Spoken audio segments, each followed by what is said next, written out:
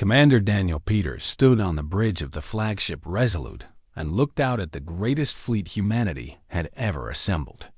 37 warships floated in formation around him, their hulls gleaming in the light of Earth's sun.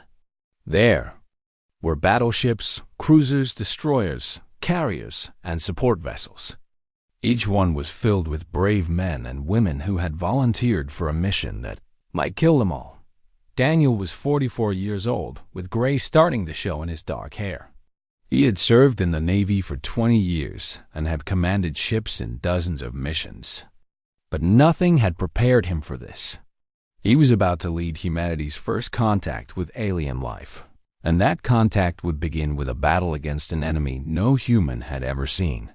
His executive officer, Lieutenant Commander Maria Santos, walked up beside him and handed him a tablet with the final crew reports. Maria was 38, sharp-minded, and one of the best tactical officers in the fleet. She had served with Daniel for 5 years, and he trusted her completely. 12,216 personnel across all ships, she reported. Every position is filled. We have enough supplies for 6 months of operations. All weapon systems are online and tested. Daniel nodded and looked at the numbers. 12,000 people were counting on him to lead them through whatever waited on the other side of the galaxy. He felt the weight of that responsibility pressing down on him like a physical force. How are the crews feeling? He asked. Maria thought for a moment before answering. Scared, she said honestly, but also excited. Most of them joined the Navy hoping for something like this. A chance to make a difference. A chance to be part of history. Daniel understood that feeling. When he had first heard about the mission, something inside him had woken up. For years, his job had been routine patrols and training exercises. Important work, but not the kind of thing people would remember. This mission was different. This was the moment humanity would prove what kind of species it really was. Chief Engineer Sam Bradley's voice came through the communication system. Sam was down in the engine room, surrounded by the massive machines that would push the Resolute faster than light. He was 50 years old, completely bald, and the best engineer Daniel had ever worked with. Commander, all jump drives are synchronized across the fleet. We can initiate the sequence on your order. Thank you, Sam. Stand by. Daniel walked to the center of the bridge, where a holographic display showed the positions of all 37 ships. Around him, his crew worked at their stations with focused determination. Tactical Officer Grace Kim was running final checks on the weapon systems. Communications Officer Jake Turner was coordinating with the other ships. Navigation Officer Lisa Park was confirming the jump coordinates. These were the people who would stand beside him in whatever came next. Daniel felt proud to lead them. Open a channel to all ships, he ordered. Jake's fingers moved across his console. Channel open, Commander. Fleet-wide broadcast. Daniel took a deep breath. He had thought about what to say for days, writing and rewriting speeches in his head. But now, standing on the bridge with the moment finally here, he decided to speak from his heart. This is Commander Peters, he began. In a few minutes, we are going to jump further than any human has ever traveled. 63 light years to a star system we've only seen through telescopes. We are going to answer a call for help from people we have never met, to fight an enemy we have never seen. He paused, looking out at the stars beyond the viewport. I am not going to lie to you. This mission is dangerous. We do not know exactly what we will find when we arrive. We do not know how strong the enemy is or how they fight. Some of us will not come home. I wish I could promise otherwise, but I respect you too much to make promises I cannot keep. In engine rooms and weapons bays, in medical centers and crew quarters, 12,000 people listened in silence. But I want you to think about something, Daniel continued. Somewhere out there, a species called the Valari is dying. They are peaceful people who never built weapons because they never thought they would need them. An empire called the Dominion.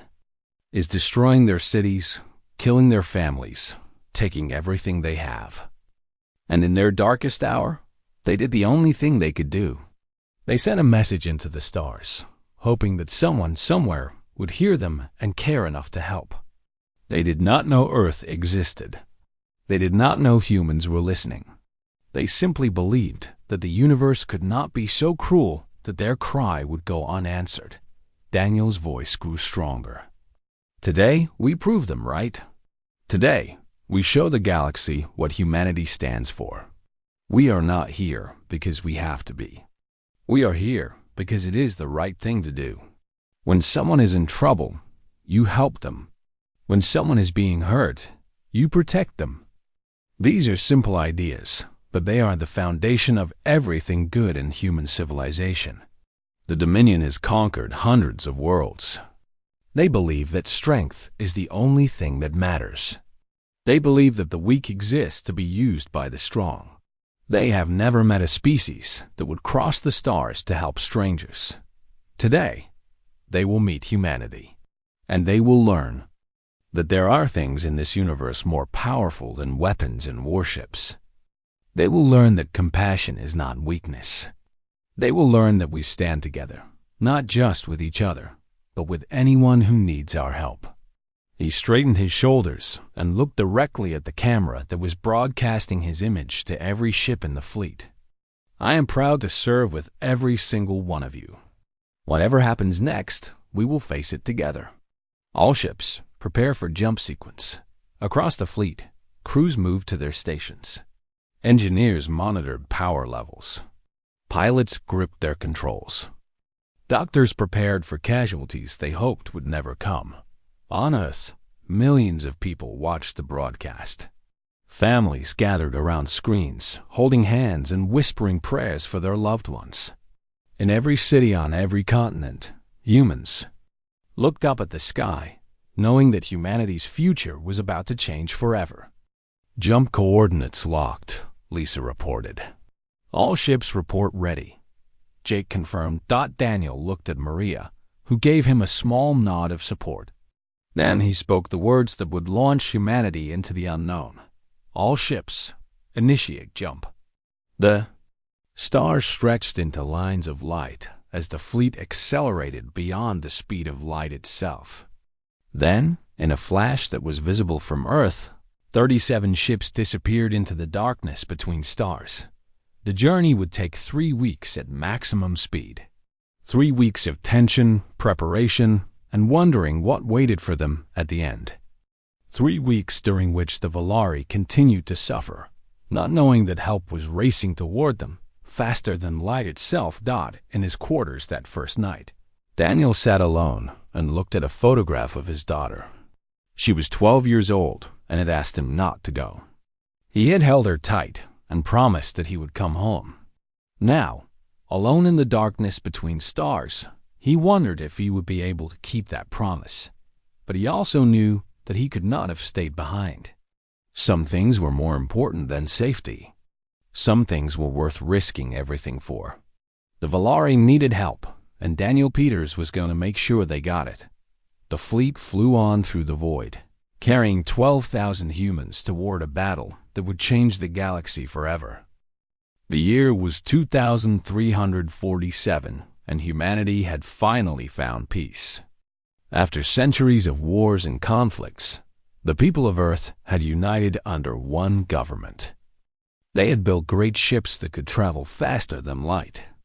They had colonies on Mars, on the moons of Jupiter, and even on distant planets around other stars. But in all their exploration, they had never found another intelligent species. Many people believed that humans were alone in the universe. That belief changed on a cold Tuesday morning at Deep Space Monitoring Station Orbital 7. Katie Morrison was 26 years old and working her third rotation as a communications officer. Her job was simple but boring. She sat in front of screens for 12 hours a day, watching for patterns in the endless static of space. Most days, nothing happened. The universe was quiet, and Katie spent her time drinking coffee and dreaming about her next vacation. Back on Earth, But this Tuesday was different. At exactly 3:47 in the morning, Katie noticed something strange. A pattern was hiding in the background noise. At first, she thought it was a glitch in the equipment. She ran 3 different diagnostic tests, but the pattern remained. It was real, and it was definitely not natural. Katie called her supervisor, a tired man named George Palmer, who had been doing this job for 30 years and had never seen anything like it. George called his supervisor, who called her supervisor, and within 2 hours, the message had reached the desk of Admiral Nathan Cole, commander of the United Earth Navy. The signal was a distress call, but it was not from any human ship or colony. The language was completely alien, filled with sounds and structures that no human had ever created. It took the brightest minds on Earth 3 days to decode it, and when they finally understood what it said, the world changed forever. The message came from a species called the Volari. They lived on a planet 63 light-years from Earth, in a solar system that human telescopes had photographed but never visited. The Volari were a peaceful civilization. They had never developed weapons or warships because they had never needed them. They were artists, scientists, and philosophers who had spent thousands of years studying the stars and creating beautiful things. But now they were dying. An empire called the Dominion had come to their world. The Dominion was old and powerful. They had conquered hundreds of species across the galaxy, taking their resources, enslaving their people, and destroying anyone who resisted. The Volari had nothing the Dominion wanted except their planet, which was rich in rare minerals. So the Dominion had decided to simply remove the Volari and take what they wanted. The distress call was a desperate act. The Volari had no weapons to fight back. They had no allies to call for help. They had simply pointed their strongest transmitter at the stars and screamed, hoping that somewhere, somehow, someone would hear them and care enough to respond. They did not know that Earth existed. They did not know that humans were listening. They had simply thrown their cry into the darkness and prayed for a miracle. Admiral Nathan Cole was 62 years old. He had served in the Navy for 40 years and had seen humanity at its worst and its best. He had fought in the last Great War before unification and had helped build the fleet that now protected Earth and its colonies. He was not a man who made decisions lightly. He brought the decoded message to the Earth Council, the governing body that led all of humanity. The council chamber was a vast room with seats for representatives from every nation and colony. When Admiral Cole played the Volari distress call, the room fell completely silent. The debate that followed lasted for 6 hours. Some representatives argued that humanity should stay out of it. The Volari were strangers. The Dominion was powerful and dangerous. Earth had finally achieved peace, and risking that peace for aliens they had never met seemed foolish. The journey would take weeks, even at faster-than-light speeds. They had no idea what they would find when they arrived. Other representatives argued that this was exactly the kind of moment that defined a civilization. Humanity had spent its entire history wondering if it was alone in the universe. Now they knew they were not alone, and the first voice they heard was begging for help.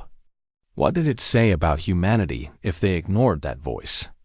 The debate went back and forth until Councilwoman Patricia Grant stood up to speak. Patricia was 70 years old and had spent her life fighting for justice. She had been a lawyer, a judge, and finally a representative for the North American region. When she spoke, people listened. "I have heard all the arguments," she said, her voice calm but firm. "I understand the risks. I understand the costs. But I want to ask everyone here a simple question. If Earth was being attacked, if our cities were burning and our people were dying, and we sent a message into space begging for help, what would we want someone to do?" The room was silent. "We have spent thousands of years looking up at the stars and asking if we were alone," Patricia continued. "Now we know we are not alone. The first message we receive from another intelligent species is a cry for help. They are being slaughtered by an empire that sees them as nothing more than obstacles to be removed. And we have the power to do something about it. She paused and looked around the room at the faces of the most powerful people in human civilization. What kind of species do we want to be? She asked. Do we want to be the kind that hides in safety while innocents die? Or do we want to be the kind that answers when someone calls for help? This is our first contact with another civilization. This moment will define humanity's place in the galaxy for generations to come. Let us make sure we are proud of the choice we make today. When the vote was called, every single representative raised their hand in favor of sending help. It was the first unanimous decision in the Council's history. Admiral Cole was given command of the mission. He would assemble the largest fleet humanity had ever created and lead it across 63 light-years of space to answer a distress call from a species they had never met. The news spread across Earth and all its colonies within hours. Volunteers flooded recruitment offices. Engineers worked around the clock to prepare ships. Scientists studied everything they could about the Valari system. The entire human civilization united around a single purpose. They were going to help Dot, and somewhere, 63 light-years away, the Valari continued to die, unaware that their miracle was on its way. The fleet dropped out of hyperspace, and for a long moment, nobody on the bridge of the Resolute could speak. The Valari system was dying. Where there should have been 7 thriving colony worlds, there were only ruins. The closest planet to their position showed massive scars across its surface where cities had once stood. Debris fields floated in the orbital lanes, the remains of ships and stations that had been destroyed in attacks. Fires still burned on the night side of the second world, visible even from Space Dot and surrounding the Valari homeworld. A fleet of alien warships prepared for the final assault. 53 enemy vessels, Maria reported, her voice tight with controlled emotion. They are positioned in a blockade formation around the planet. I am detecting ongoing bombardment of the surface. Daniel stared at the tactical display. The enemy ships were larger than anything in the human fleet. Their designs were angular and aggressive, covered in weapons platforms that glowed with barely contained energy. They looked like they had been built for one purpose only: destruction. Are there any Valari ships? He asked. Negative, Commander. I am not detecting any active Valari vessels. If they had a fleet, it has been destroyed. Daniel felt a cold anger building in his chest. The Valari had been peaceful. They had never built warships because they had never imagined that anyone would want to hurt them. And this empire, this dominion, had used that peace against them. They had attacked a civilization that could not fight back and called it conquest. Commander, Jake said urgently, the enemy fleet is hailing us. They are demanding we identify ourselves. Put them on screen. The main view screen flickered, and Daniel got his first look at the enemy. The creature that appeared was reptilian, with scales the color of dried blood and eyes that were completely black. It wore some kind of military uniform decorated with symbols that probably represented victories and conquests. When it spoke, a translation device converted its words into English with a cold, mechanical voice. Unknown vessels, you have entered Dominion space during a lawful subjugation action. Identify yourselves immediately and withdraw, or you will be destroyed along with the Valari. This is your only warning. Daniel stood from his command chair and faced the screen. Behind him, his crew watched in tense silence. I am Commander Daniel Peters of the United Earth Navy, he said calmly. We received a distress signal from the Valari people requesting assistance. We have traveled 63 light-years to provide that assistance. We are not leaving. The Dominion commander made a sound that might have been laughter. You traveled across the galaxy to help prey you have never met? How remarkable. And how foolish. I am Admiral Vex of the Dominion Third Fleet. I have conquered 27 worlds. My ships have destroyed thousands of enemy vessels. And you bring 37 ships to challenge me?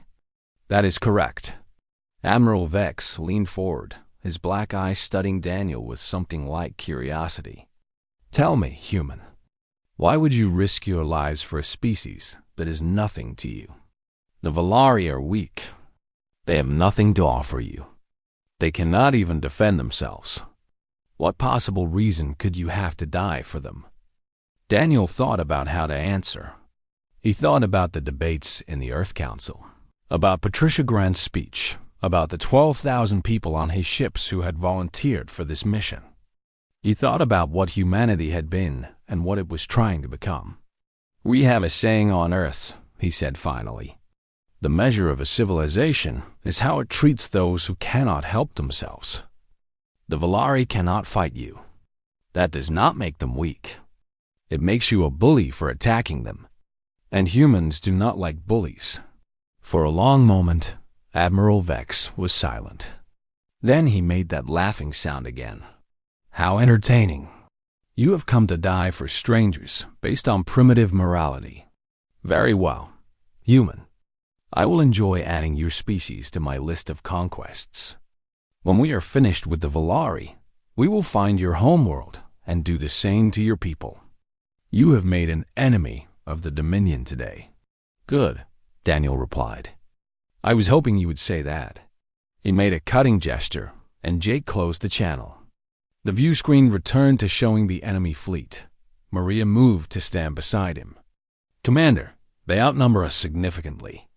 Their ships are larger and more heavily armed. A direct assault would be extremely costly. I know, Daniel said. But we did not come here to be safe. We came here to help the Valari. That means we have to fight.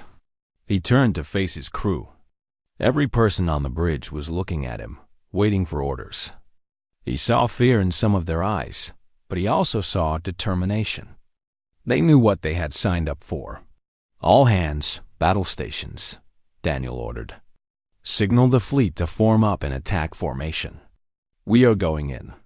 Alarms rang throughout the ship as crew members rushed to their positions. Weapon systems powered up. Shields activated. Pilots climbed into their fighters and prepared to launch. Grace. Kim reported from the tactical station. All weapons online, Commander. Targeting solutions calculated for the lead enemy vessels. The fleet is in formation, Jake added. All commanders report ready. Daniel looked at the enemy ships on the view screen. 53 vessels against 37. The odds were not good, but humans had faced worse odds before. They had fought against disease, against nature, against each other.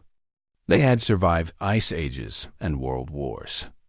They had learned to fly, to split atoms, to reach the stars. They had done all of these things because they refused to give up. Open a channel to the fleet, Daniel ordered. Channel open. All ships, this is Commander Peters. The enemy thinks we are here to die. They think we are foolish for helping strangers. They do not understand humans. They do not understand that we would rather die fighting for something right than live knowing we did nothing. He paused. Today, we show the galaxy what humanity is made of. Today, we prove that there are species in this universe who will stand against tyranny. Today, we fight for the Valari, for Earth, and for everyone who has ever been told they are too weak to matter. All ships, attack. The human fleet surged forward. 37 vessels against an empire that had never been challenged. On the bridge of every ship, men and women from Earth faced their fear and pushed through it. The first shots of the battle lit up the darkness of space.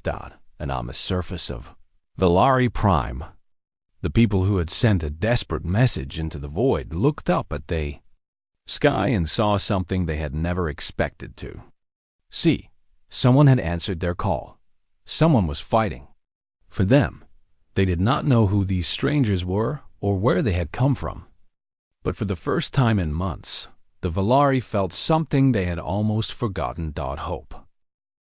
The battle began with fire. Human ships launched their first attacks against the Dominion blockade, and the darkness of space erupted with weapons fire. Energy beams and missiles crossed the void between the fleets. Shields flared with impacts. Explosions bloomed like deadly flowers. On the bridge of the Resolute, Daniel watched the tactical display with intense focus. The Dominion ships were powerful, but they were also arrogant. They had expected the humans to charge straight at them in a simple attack. They had not expected strategy. "Maria, execute the sweep," he ordered. Lieutenant Commander Maria Santos had spent 3 weeks planning this maneuver during the journey to the Valari system. She had studied every piece of data they had about Dominion tactics and had designed something she believed they would never expect. "All destroyer squadrons, initiate Santos sweep," she commanded. 15 human destroyers suddenly changed direction. Instead of attacking the Dominion main force, they accelerated around the flank of the enemy formation at maximum speed. They fired constantly, not to destroy, but to distract. Admiral Vex took the bait. He ordered a portion of his fleet to pursue the destroyers, exactly as Maria had predicted.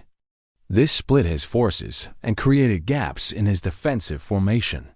"Cruiser groups, hit those gaps," Daniel ordered. "Carrier Valiant, launch all fighters." The heavier human cruisers drove into the openings that the destroyers had created. They focused their fire on the Dominion command ships, the vessels that coordinated the enemy fleet. If they could disrupt the Dominion's organization, the battle would become chaos, and in chaos, the smaller human ships could survive. From the carrier Valiant, hundreds of human fighters launched into the battle. Each fighter was piloted by a young man or woman who had trained for years for exactly this kind of combat. They flew into the weapons fire without hesitation, targeting the weak points of the massive Dominion warships. Ensign Tommy Barnes was 22 years old and had dreamed of being a pilot since he was a child. Now he was flying through the greatest battle in human history, and he was not afraid. He was doing exactly what he was meant to do.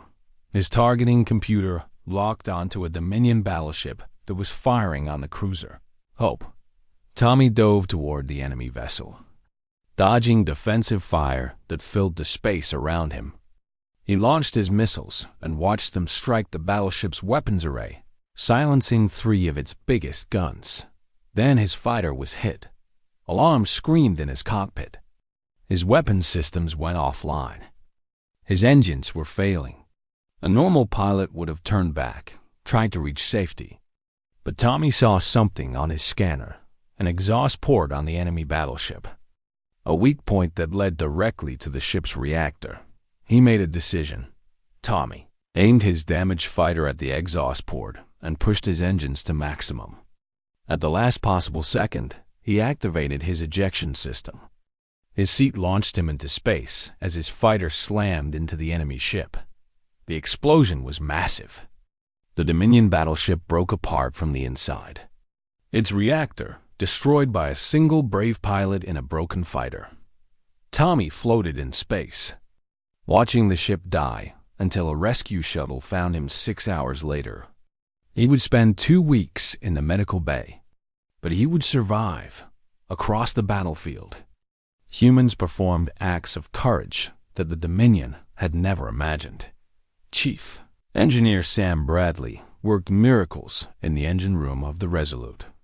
When the ship took damage that should have destroyed its shields, Sam found a way to reroute power through systems that were never designed to handle it. He kept the shields running at 120% for 3 hours, something that engineering textbooks said was impossible. When his assistant asked him how he was doing it, Sam just smiled and said, "I am very angry." And the ship can feel it. Dr. Leonard Hayes was operating on wounded crew members when the medical bay lost gravity due to a power failure. Most doctors would have stopped and waited for the gravity to be restored. Leonard kept operating, floating in the air while his assistants held instruments and patients in place. He saved 17 lives that day, each surgery performed in conditions that would have stopped anyone less determined on the destroyer Swift. Captain Amy Palmer found her ship surrounded by 3 Dominion cruisers. She was outgunned and outmatched. The logical choice was to retreat. Instead, she ordered her ship to charge directly at the center cruiser while firing all weapons. The Dominion captains were so surprised that they hesitated for 3 critical seconds. Amy flew the Swift between the enemy ships so close that their own weapons' fire hit each other. 2 of the Dominion cruisers were destroyed by friendly fire, but the battle also had costs. The carrier, Valiant, took a direct hit to its main reactor. The ship was dying, and everyone on board knew it. Captain Marcus Dean ordered all surviving crew to the escape pods, but he refused to leave his bridge. "Sir, you have to come with us," his first officer begged. Marcus looked at his tactical display. The Dominion command ship, the vessel that Admiral Vex himself commanded, was within range. If the Valiant could reach it, if it could ram the enemy flagship, the entire Dominion fleet would lose its coordination.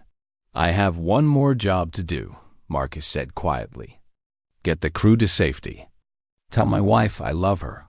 He pushed the Valiant's engines to maximum and aimed his dying ship at the heart of the enemy fleet. The Dominion tried to stop him, pouring weapons fire into the carrier, but nothing could stop a ship that was already dead. The Valiant struck Admiral Vex's flagship at full speed. Both ships exploded in a blast that could be seen from the surface of Valari Prime. Without their flagship, the Dominion fleet fell into confusion. They had never faced an enemy who would sacrifice themselves for victory. They had never imagined that anyone would die willingly to protect strangers. Marine Sergeant Rosa Vega led the first boarding action of the battle. Her team of 30 Marines attacked the crippled Dominion destroyer, fighting through corridors filled with enemy soldiers. Rosa was first through every door, her weapon firing constantly. They captured the ship in 45 minutes and took dozens of prisoners, along with valuable intelligence about Dominion tactics and technology. The battle lasted 11 hours. 11 hours of constant fighting, of explosions and death and desperate courage. When it was finally over, the Dominion fleet was broken. 31 of their ships had been destroyed. The survivors fled into hyperspace, abandoning the Valari system. The humans had won, but victory came at a terrible price. 9 human ships were destroyed. Over 2,000 men and women would never return to Earth. They had given their lives to save a species they had never met. And they had done so willingly. On the bridge of the Resolute, Daniel Peters looked at the list of the dead and felt tears running down his face. He knew many of these names. He had served with some of them for years. They had been his friends, his colleagues, his family. Maria stood beside him in silence, her own eyes wet. "They knew what they were doing," she said softly. "They chose to be here. They chose to fight." Daniel nodded. "Make sure their families know what they did. Make sure everyone knows. They saved an entire civilization today. That has to mean something." Around them, the surviving human ships began rescue operations. They searched for survivors in the wreckage, both human and Dominion. They sent medical teams to help the wounded. They started the long process of recovery. And on the surface of Valari Prime, millions of beings looked up at the sky and saw the impossible. They were still alive. Someone had saved them. The miracle they had prayed for had come, carried across the stars by a species they had never known existed. A species that had crossed the galaxy to help strangers. The Valari did not know what to call these saviors yet. But they knew one thing for certain. They would never forget what the humans had done. The first human shuttle touched down on Valari Prime 3 hours after the battle ended. Commander Daniel Peters stood at the shuttle door, looking out at an alien world for the first time. The landing site was a plaza in the center of what had once been a beautiful city. Now many of the buildings were damaged from orbital bombardment. Smoke rose from fires in the distance. But the city was still alive, and its people were gathering to see the strangers who had saved them. Daniel took a deep breath and stepped out onto the surface. The Valari were waiting for him. They were unlike anything he had imagined. Their bodies were tall and graceful, covered in skin that shimmered with soft colors like mother of pearl. Their eyes were large and expressive, filled with an intelligence that needed no translation. Their movements were fluid and elegant, like dancers performing a never-ending ballet, and every single one of them was crying. The crowd parted as a group of older Valari approached. They wore simple robes decorated with symbols that Daniel guessed represented leadership or wisdom. At their front was a being whose skin glowed with a gentle blue light. Brighter than the others. This was High Counselor Irith, leader of the Valari people. Irith stopped a few feet from Daniel and looked at him with those large, luminous eyes. The translator device that Daniel carried converted the Valari's words into English. But even without it, he would have understood the emotion behind them. "You came," Irith said. And those two simple words carried the weight of a civilization's gratitude. "We sent our message into the darkness with no hope. We did not know if anyone was listening. We did not know if anyone would care. And you came." Daniel felt his throat tighten. "We heard your call. We could not ignore it. But why?" Irith asked. "We have nothing to offer you. We are not warriors. We cannot repay the debt we owe you. Your people died for us. Why would you sacrifice so much for strangers?" It was the same question Admiral Vex had asked, but it meant something completely different coming from Irith. Vex had asked it with contempt. Irith asked it with wonder. Daniel thought carefully about his answer. Behind him, more shuttles were landing, bringing doctors, engineers, and supplies. Human soldiers and Valari civilians were already starting to work together, clearing rubble and treating the wounded. The scene was chaotic, but it was also beautiful. A long time ago, Daniel said, humans were not very good at caring for others. We fought wars over small pieces of land. We hurt each other over differences that seem silly now. We almost destroyed ourselves many times. He paused, watching as a human medic carefully bandaged the arm of a Valari child. The child was looking at the human with fascination, reaching out to touch the medic's face. "But we learned," Daniel continued. "We learned that the things that make us different are not as important as the things that make us the same. We learned that helping others does not make you weak. It makes you strong. When we heard your message, we had a choice. We could stay safe and pretend we had not heard it. Or we could do what we knew was right. The choice was easy," he said simply. Someone needed help. We had the ability to help. Everything else was details.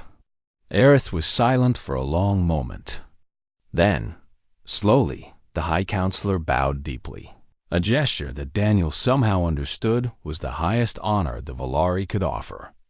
"We have asked our gods for a miracle," Irith said. "They sent us humanity." Over the following days, humans and Valari worked side by side to begin healing the wounds of the Dominion's attack. Human engineers helped restore power to damaged cities.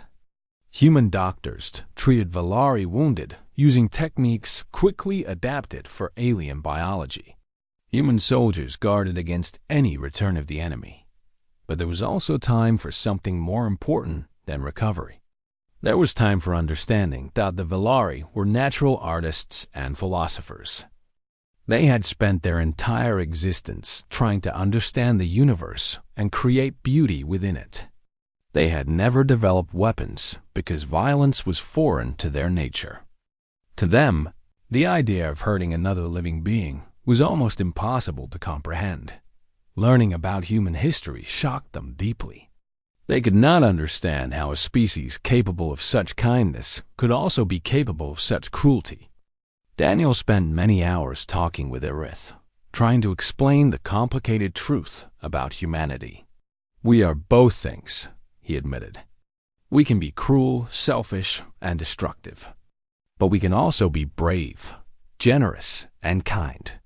We have spent our entire history fighting between these two parts of ourselves. Coming here, helping you, this is us trying to be the better version of what we can be. Irith considered this for a long time. Perhaps that is what makes you special, the counselor finally said. You know darkness, but you choose light. You know fear, but you choose courage. You could have stayed home, safe, and no one would have blamed you. But you chose to come. The universe is vast and often cruel, Irith continued. But knowing that species like humanity exists in it gives me hope. If you can choose to be good despite knowing evil, then perhaps the universe is not as dark as we feared. News of humanity's intervention spread across the galaxy faster than any ship could travel. The Dominion had ruled through fear for 3 centuries. They had conquered hundreds of worlds by convincing everyone that resistance was pointless. No one could stand against them. No one would even try. Then humans had appeared from an unknown corner of space and shattered that belief. Other species began to whisper. They talked about the strangers who had crossed the stars to help people they had never met. They talked about ships that sacrificed themselves to protect others. They talked about a species that valued compassion over conquest. Within 6 months, the first Galactic Alliance was formed. 12 species joined together under principles that humans had helped define: mutual defense, peaceful cooperation, and protection of the weak. Earth was named a founding member, and the Alliance headquarters was built on Valari Prime. At the site where the first human shuttle had landed, Admiral Nathan Cole, now promoted and serving as Earth's ambassador to the Alliance, gave the dedication speech. He stood before representatives of a dozen species, with cameras broadcasting his words to hundreds of worlds. When the SOS reached Earth, he said, "We had every reason to stay home. The distance was vast. The enemy was unknown. The risks were enormous. Many voices told us that it was not our problem, that we should look after ourselves and let others fight their own battles." He paused, looking out at the audience. But humanity has never been defined by caution. We have never been satisfied with safety at the cost of doing what is right. We are a species that walks into danger to help those who cannot help themselves. It is not always smart. It is not always easy. But it is who we are. The universe is vast, he continued, and there will always be those who use their strength to hurt others. The Dominion thought they could conquer without consequence. They thought no one would stand against them. They were wrong. Today, we stand together as an alliance. 12 species united not by fear, but by choice. We protect each other. We help each other. And we send a message to every tyrant in every corner of the galaxy. You are not alone in your cruelty, but neither are your victims alone in their suffering. When someone calls for help, the Alliance will answer. In the crowd, Daniel Peters stood next to High Counselor Irith. They had become friends over the past months, spending long hours talking about their very different civilizations. Daniel was returning to Earth soon, to his daughter and the peaceful life he had earned. "Do you regret coming?" Irith asked quietly. "So many of your people died." Daniel thought about the question seriously. He thought about the 2,000 men and women who had not returned home. He thought about Captain Markestein driving his dying ship into the enemy flagship. He thought about Tommy Barnes ejecting from his fighter at the last second. He thought about all the acts of courage and sacrifice that had made victory possible. "No," he said finally. "They knew what they were doing. They chose to come, knowing they might die. And because of them, your people are alive. Your civilization will continue. Your children will grow up safe. That matters. That will always matter." He looked up at the sky, where stars were becoming visible in the fading daylight. Somewhere out there, someone else might be sending a distress signal right now. Someone else might be praying for help to come. And because of what we did here, because of the alliance we built, that help will come faster. More people will survive. More civilizations will endure. That is why we came, Daniel said. That is why we fought. Not for glory or conquest. For this. For hope. Aerith nodded slowly, understanding completely. Above them, human and Valari ships flew in formation together, patrolling a system that was now protected by an alliance of species who had chosen kindness over cruelty. The stars, once cold and indifferent, now felt a little warmer. The SOS had reached Earth. And humanity had answered.